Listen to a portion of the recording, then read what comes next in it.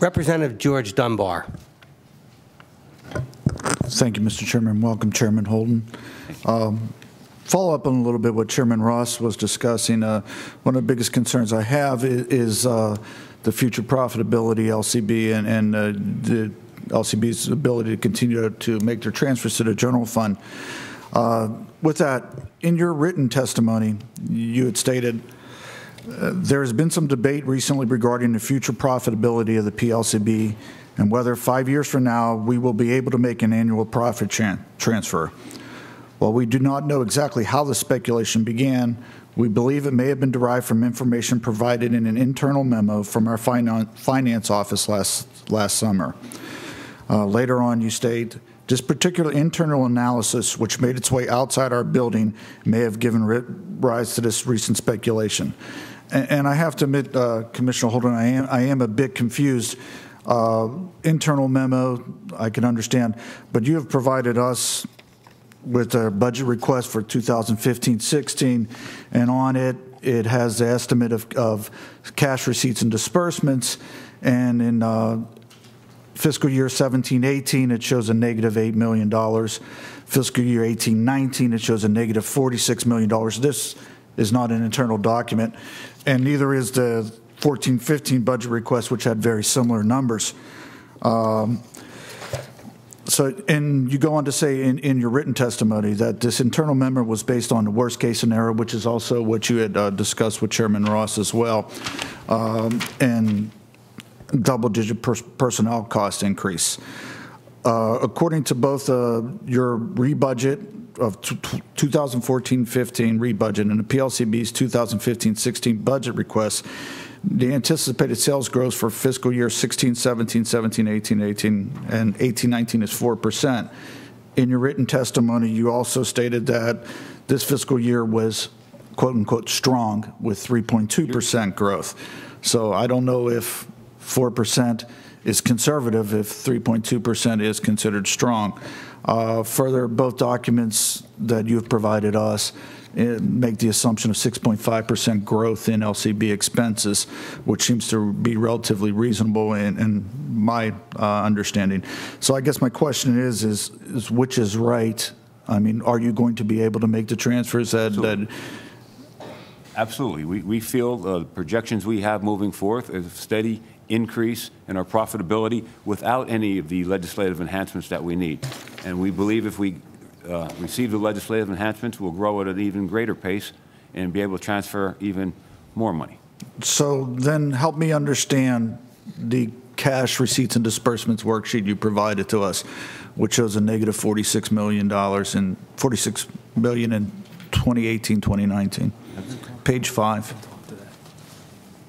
Our Chief Financial Officer, if it's acceptable, Mr. Chairman, can answer the question. If you let the gentleman have a seat and he can sit down and identify himself and go over this, because these are the figures that we were given.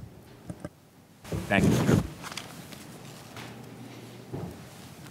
Sir, I believe identify yourself. I'm Orrin Bachman. I'm the Chief Financial Officer for the Liquor Board. You're welcome. I believe the document that you're referring to is prepared in conformance with guidelines by the Budget Office, which gives no recognition to our inventory.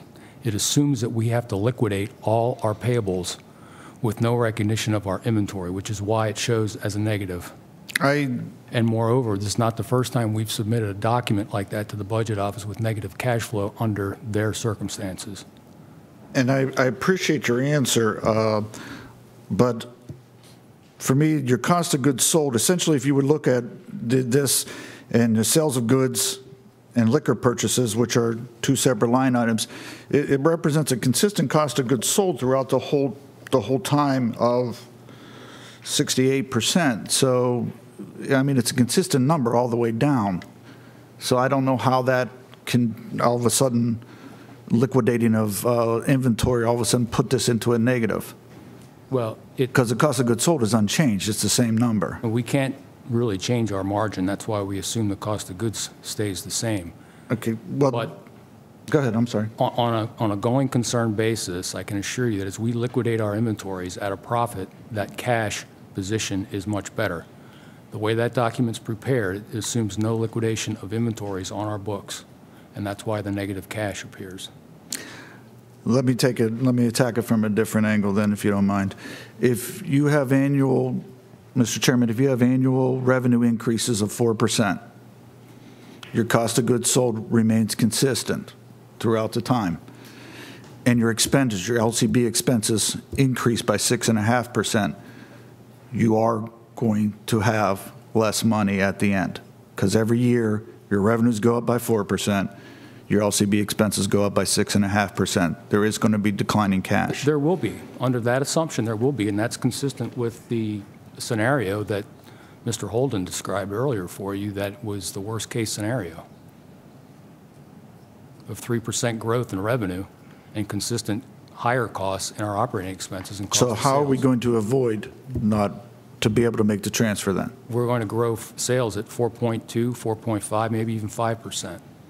And with all due respect, And our 4.2, 4.5% revenue growth and 6.5% expense growth, you're still going to end up in the hole at some point in time. I agree with you, but that's not our scenario now. That's not our current forecast for 6.5% expense growth.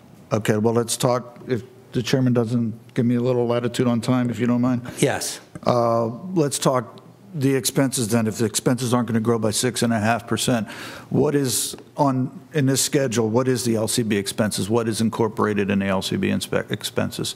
Is that payroll, Payroll, pensions, debit credit card expense, it's warehouse expense, pension, health insurance? pension, health insurance. So how are we going to mitigate that from increasing to 6.5% when that has been historically what it was? In fact, this year it's projected at a 10.8% increase. I'm not sure what the 10.8 is that you're referring to, but Well, the LCB expense, the general operations expense in 13-14 was $449 million. 14-15 estimate is $498 million, which is a 10.8% increase. that's right, and that has pension in it at double-digit Yes. rate increases, which we see flattening out in another year and a half. So that's one of the reasons that the expense growth isn't as high as it has been, and we also see some of our other post-employment benefits not growing as quickly as they had been in the expense increases that you're citing. That, in conjunction with gross profit growth higher than the 3% that we assumed in that document that you're looking at, gets us to the bottom line that we're indicating now. And even if, let's say if the 6.5% isn't a good, is a worst case scenario, the terminology used. Let's say that number was 5%. Is that a reasonable number? Is that a better number? It's better than 6.5. Yeah, I understand that. Certainly, we all would like that. But is it reasonable, I guess, is what I'm asking. I think that it's reasonable, yeah. Okay. And So thank you for that. So even at that, our present estimate for 17-18 is $584 million, and that's when you said the pension cost should plateau. I think 16, 17. 16, 17. 16, 17. Okay, 16, 17 then. The LCB expenses costs are estimated $548 million. Let's say it only increased by 5% instead of 6.5%. Instead of on the schedule of $584 million, my quick math says 575, and someone could check me if they have a pocket calculator, but I'm pretty good at that, so I think it's pretty close. So that's only a difference of $9 million, which makes you be able to make the projected $80 million payment in 17-18. Going forward to 18-19, if you take that 575 and multiply that with a 5% increase, you're at about $604 million. Which is $18 million less than which is on the schedule, which still leaves us $28 million short. Even at a 5%, even at a 5% cost increase and 4% revenue increase, we're still going to be short. I think in that exercise, sir, you also have to adjust your gross profit growth from 3% that's reflected in there to something closer to 4.5%. And that leverage will give you the transfer and more. Yeah, and understand, I certainly hope we can get there. I mean, but I do have concerns about the ability to make these transfers. And I appreciate the latitude with time, Mr. Chairman, and thank you.